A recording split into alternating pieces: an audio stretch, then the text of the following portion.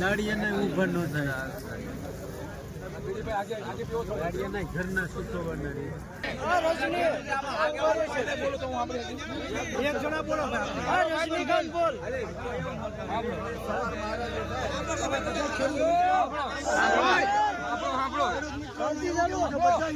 અમારું એકનું સંપૂર્ણ બધાનું જો 150 રૂપિયાથી ચાલુ થાય તો આખવાન છે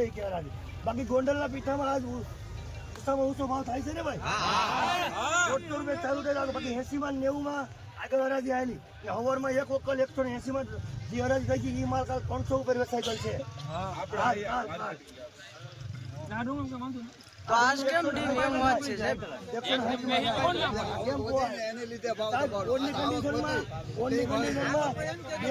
વરસાદ થઈ ગયો એમાં 2 ભાગનું કાઢી નાખીએ 1 ભાગનો વિનાશ કરી એમાંથી 3 વકલ કરીએ ખેડૂત પૈસા વ્યાજો ગોતવાના રહે એક થેલો અત્યારે ભરો ને અત્યારની મજૂરી ખાલી બાકી 300 રૂપિયા થેલો અહીંયા પહોંચતો આ દાડીઓ 2 કટા ડુંગળી મળે ને આખા દિનો તો 300 રૂપિયા મજૂરી લાગે 300 રૂપિયા 50 રૂપિયા ભાડું જાય 10 નો કટો જાય 100 રૂપિયા સડાવવાના 3 રૂપિયા ઉતારવાના એમ કરીને કાંક 180 નો ખર્ચો આવે તો આ કટો થાય તો હાડી મજૂરી તો અલગ તો ઘરના જાય દાડિયાનો રોજના પૈસા વ્યાજમાં 100 રૂપિયા મેં એક સાઈડમાં તમે 3 વાર લખો હા ગાડી બોલાવો ભાઈ નો રે હરે દીવા 150 જો માલિક હવે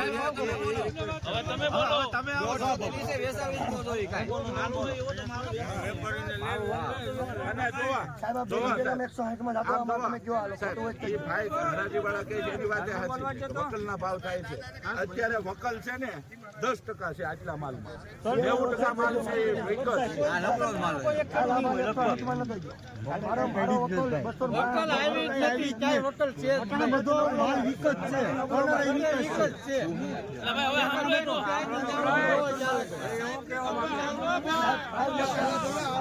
સાંભળો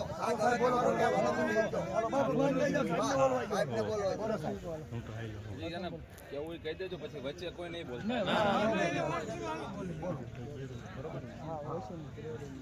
આપ સૌ જાણો છો તે રીતે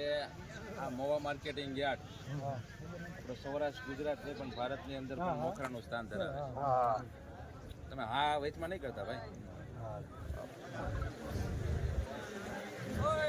ગોંડલ યાર્ડ રાજકોટ યાર્ડ બીજા યાર્ડમાં સારા ભાવો મળે છે તમારી વાત સાચી છે આપણે માની લઈએ મહત્વની બાબત એ છે કે ડુંગળીનો હબ છે ને એ મોવા માર્કેટિંગ યાર્ડ છે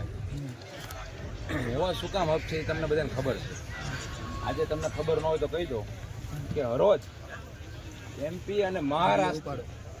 60 થી 70 ગાડીઓ આવે છે એટલે 40 થી 42 હજાર થેલા થયા એક ગાડીમાં 600 થેલા હોય 30 ટનની ગાડી હોય એમપી મહારાષ્ટ્રના ખેડૂતો મોવા વેચવા માટે આવે છે તમે એક વસ્તુ સમજી લેજો આનું કારણ એ છે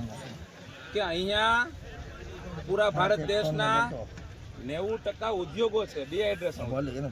કે જેમાં ખરેખર જે નબળો માલ છે એ એમાં ડિહાઇડ્રેશન બનીને ચિપ્સ ને કિબલ ને પાવડર બનીને બીજા દેશની અંદર નિકાસ થાય છે એટલે નબળા માલનો પણ નિકાલ ને વેચાણ મોવાની અંદર છે એટલે આજે સૌરાષ્ટ્રના નહીં ગુજરાતના નહીં પણ બીજા રાજ્યોના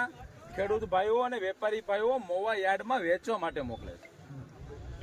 મોવા માર્કેટિંગ યાર્ડના ભાવ પડ્યાથી બીજા રાજ્યોના ભાવ પડતા હોય છે અહીંયા યાર્ડ એક એવું યાર્ડ છે કે અહીંયા જે